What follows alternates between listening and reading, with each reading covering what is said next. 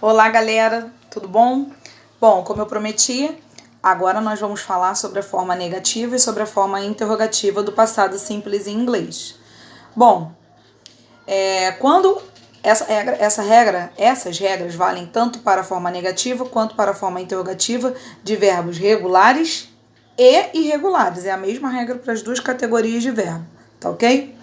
Bom, na forma negativa, a gente vai conhecer dois camaradas que vão entrar na nossa conversa, que é o did not, tá?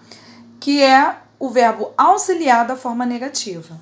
Eu posso simplificá-lo e ele fica assim, ó, didn't. Teacher, qual é a forma mais correta? Tanto faz. Você pode colocar ou did not ou didn't.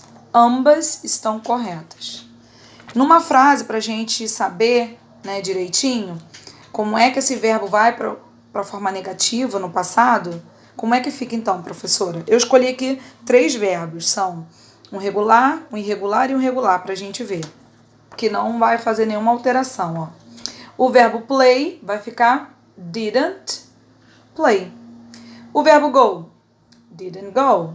O verbo work, didn't work. Então, play é jogar.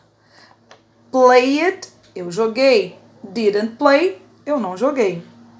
Go é o verbo ir. No passado ele fica went, nós já vimos. Na negativa do passado fica didn't go, eu não fui. Work fica na afirmativa worked. Na negativa, didn't work, eu não trabalhei.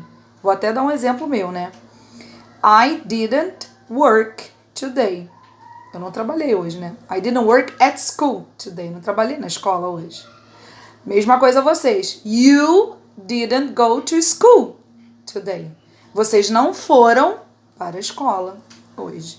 Viu? Não é difícil. Lembrando, toda vez que entra o didn't ou did not, o verbo volta ao normal. Ou seja, sem o ed.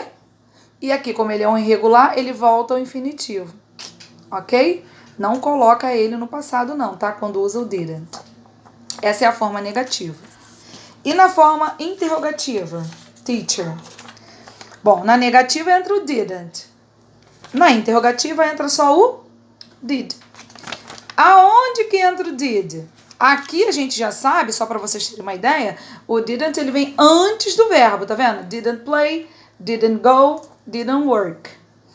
Isso na negativa. Na interrogativa, esse did vai para o início da frase, ok? Ele tem que ir lá na frente, antes de todo mundo. Um exemplo, aqui, ó, fica assim, ó, did you, pam, pam, pam. Did he, pam, pam, pam. Did she, ele vai sempre no início da frase.